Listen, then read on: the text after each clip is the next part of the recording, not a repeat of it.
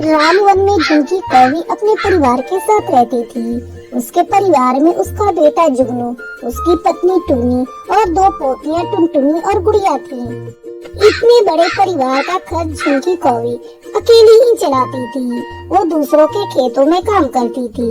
उसका बेटा जुगनू बहुत ही आलसी था, दिन भर घर में पड़ा रहता था और जब कभी उसकी पत्नी टूनी उससे काम करने को कहती तो वो उससे झगड़ा करके अपने दोस्तों के साथ आवारागर्दी करने चला जाता। इस तरह एक दिन झगड़ा करके वो अपने घर से बाहर गया था। काफी देर हो गई, तब टूनी को उसकी चिंता होने लगी। वो अपनी सास से कहती है, माँ जी बहुत देर हो गई, अभी तक जुगनू जी घर नहीं आए। पता नहीं क्यों मेरा जी बहुत घबरा रहा है। अरे बहू आ जाएगा, तू इतनी चिंता क्यों कर रही है? जा जाकर भोजन बना, आते ही भोजन मांगेगा। टूनी भोजन बनाने चली जाती है। तभी जुगनू का दोस्त आता है। काकी, ओ काकी जल्दी चलो, जुगनू की उसके दोस्त से लड़ाई हो गई थी। गुस्से में आकर उसके दोस्त ने जुगनू को गोली मार दी। वो आखिरी सांसें गिन रहा है। टूनी बहू हम बर्बाद हो गए, तू भोजन बनाना छोड़, जल्दी से चल, जुगनू को उसके दोस्त ने गोली मार दी है। दोनों सास बहू रोती बिलखती जुगनू के पास पहुंचती हैं, लेकिन उनके पहुंचने के पहले ही जुगनू दम तोड़ चुका था। ये सब क्या हो गया माँ जी? अच्छे भले घर से गए थे। बहू हम तो पूरी तरह बर्बाद हो गए। मेरा इकलौता बेटा था जुगनू, जैसा भी था वो मेरा बेटा था। मैं अपने बेटे के बगैर जिंदा नहीं रह सकती। माँ जी अपने आप को संभालिए माँ जी, आपने अपना बेटा खोया है तो मैंने भी तो अपना पति खोया है। अपने बेटे के गम में झुमकी कौवी पागल हो गई। इस तरह कई दिन गुजर गए।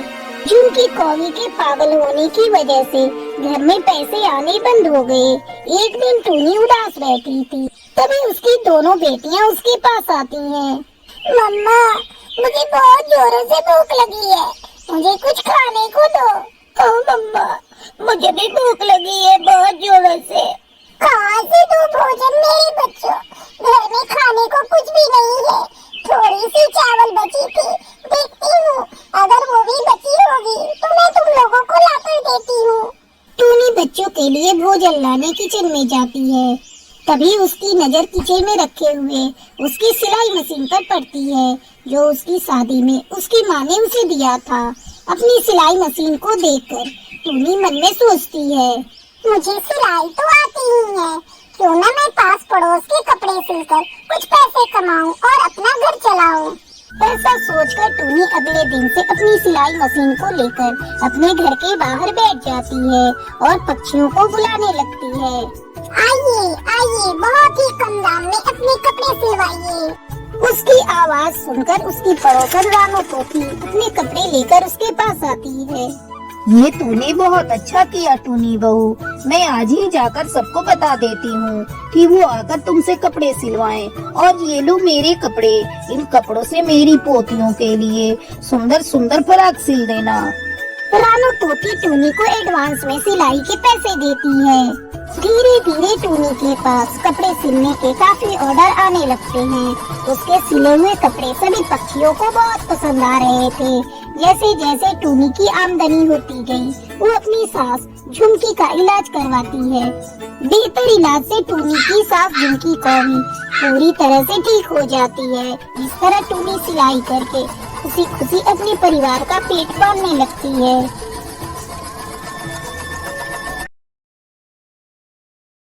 सुंदर वन में जमुना कौवी अपनी बहू टुनटुनी और उसकी 3 बेटियों के साथ रहती थी। टुनटुनी की बड़ी बेटी टूनी और रूही स्कूल पढ़ने जाया करती थी। एक दिन टुनटुनी अपनी छोटी बेटी गुड़िया को सुला रही थी।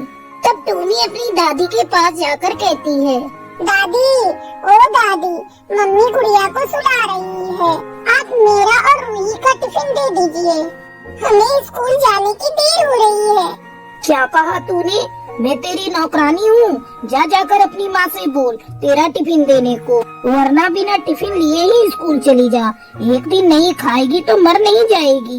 ठीक है दादी, हमें कुछ पैसे ही दे दो, हम स्कूल में कुछ खरीद कर खा लेंगे। नहीं है मेरे पास पैसा तुम्हें देने को। सारा पैसा तुम लोगों का पेट भरने में ही चला जाता है।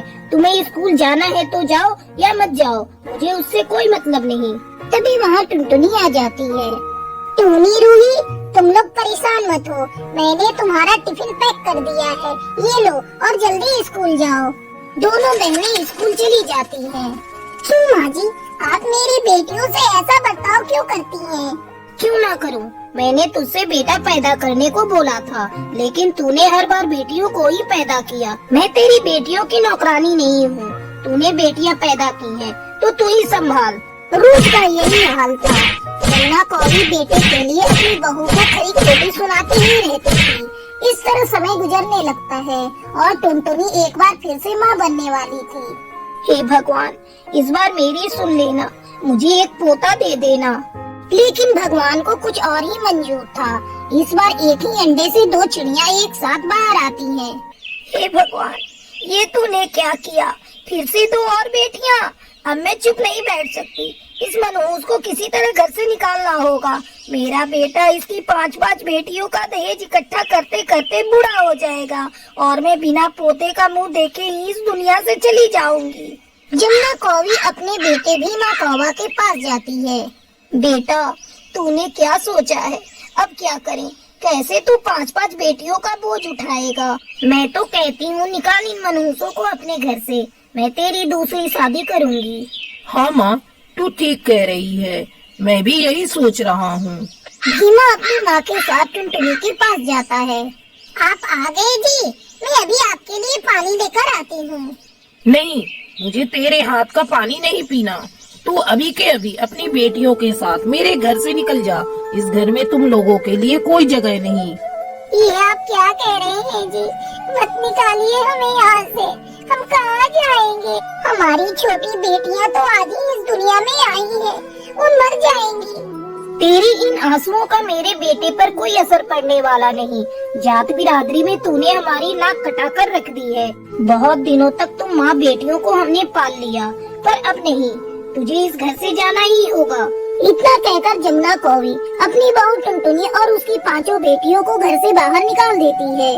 मम्मी, चलो हम लोग किसी दूसरे जंगल में चलते हैं और वहीं पर रहेंगे। हाँ बेटा, तू ठीक कह रही है। टुनटुनी अपनी बेटियों को लेकर पास वाले जंगल में चली जाती है और वहाँ के मुखिया के खेत में काम करने लगती है। इस तरह टुनटुनी खुशी खुशी अपनी बेटियों के साथ रहने लगती है।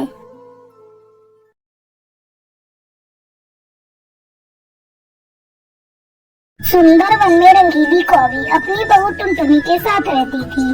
टुनटुनी के 2 बच्चे थे, बेटी का नाम टूनी और बेटे का नाम चीकू था।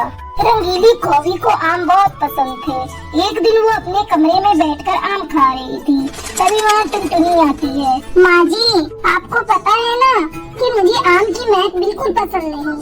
मैंने आपको कई बार मना किया है कि आप घर में आम मत खाया कीजिए, लेकिन आप हैं कि मानते ही नहीं। तुझे आम की खुशबू पसंद नहीं तो मैं क्या करूं? तेरी वजह से मैं भी आम खाना छोड़ दूं? ये तो कभी नहीं होगा। तो ठीक है माँ जी, अगर आपने आम खाना नहीं छोड़ा तो मैं ही ये घर छोड़कर अपने मायके चली जाऊंगी, फिर जी भर के आम खाते रहिएगा। दोनों सास बहू के लड़ने की आवाज सुनकर बंटी कबूतर वहाँ आता है। ये क्या है माँ, गर्मी आते ही आप दोनों का रोज रोज का झगड़ा शुरू हो जाता है। बेटा, तू अपनी पत्नी को समझा, यही मुझसे झगड़ा कर रही है। मैं तो चुपचाप अपने कमरे में बैठकर आम खा रही थी और ये आकर मुझसे लड़ने लगी। कान खोलकर सुन लो टुनी के पापा, अगर तुम्हारी माँ ने आम खाना नहीं छोड़ा तो मैं ही इस घर को छोड़ दूंगी। टुनटुनी, बात को क्यों बढ़ा रही हो? जाओ जाकर देखो, चीकू रो रहा है, शायद उसे भूख लगी है। टुनटुनी अपने बेटे को दूध पिलाने चली जाती है। इस तरह कई दिन गुजर जाते हैं। एक दिन रंगीली कौवी बाजार से सब्जी खरीद रही थी, तभी उसे पके पके हुए आम दिखाई देते हैं। वो बहुत सस्ते में बिक रहे थे। भैया, मुझे 2 किलो आम दे दो।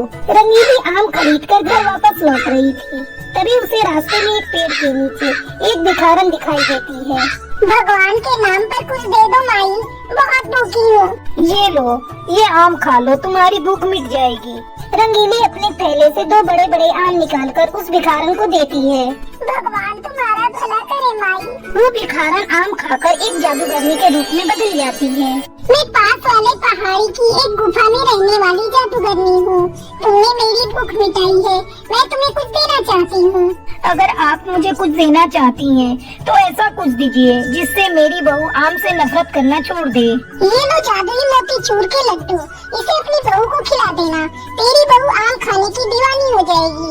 रंगीली कौवी घर जाकर टुनटुनी को जादुई लड्डू खिला देती है। अगले दिन जब रंगीली कौवी आम खा रही थी, तब टुनटुनी चिड़िया उससे आम खाने के लिए मांगने लगती है। माँ जी, मुझे भी आम खाना है, आज मेरा भी मन आम खाने को हो रहा है। देखते ही देखते टुनटुनी सारा आम खा जाती है। माँ जी, ये आम तो बड़े स्वादिष्ट हैं। अपनी बहू को इस तरह आम खाते देखकर रंगीली कौवी बहुत खुश होती है। इस तरह कई दिन गुजर जाते हैं। दोनों सास बहू खूब आम खाती हैं। एक रात टुनटुनी पास वाले कालू कौवे के फल की दुकान से कुछ आम चुरा कर घर लाती है। माँ जी, ये देखिए, मैं कालू कौवे की दुकान से आम चोरी करके लाई हूँ। चलिए हम दोनों मिलकर आम खाते हैं। अरे बहू, तू पागल हो गई है क्या? अब तू आम चोरी करके खाएगी? सुबह होने का इंतजार तो कर लेती, मैं तेरे लिए बाजार से आम खरीद कर ला देती। रंगीली कौवी के लाख मना करने पर भी टुनटुनी नहीं मानती। वो रोज रोज चोरी करके आम खाने लगती है। एक दिन कालू कौवा उसे रंगे हाथ पकड़ लेता है और शोर मचाने लगता है। उसकी आवाज सुनकर आसपास के पक्षी जमा हो जाते हैं। आओ आओ पक्षियों, ये देखो, ये मेरे दुकान से रोज रोज आम चुरा कर खा रही थी। आज मैंने इसे रंगे हाथ पकड़ लिया। अब तुम ही लोग बताओ, इसे क्या सजा दूं? काका, मुझे माफ कर दो। आज के बाद से मैं कभी चोरी नहीं करूँगी। हाँ हाँ कालू भैया, मेरी बहू को छोड़ दो। ठीक है, मैं तुझे छोड़ देता हूँ, लेकिन आज तक तूने जितने मेरे आम खाए हैं उन सभी के तुझे पैसे देने होंगे। रंगीली कौवी कालू कौवे को उसके आम के सारे पैसे दे देती है। उस दिन के बाद से टुनटुनी चिड़िया आम चोरी करके खाना छोड़ देती है और खुशी खुशी अपने परिवार के साथ रहने लगती है।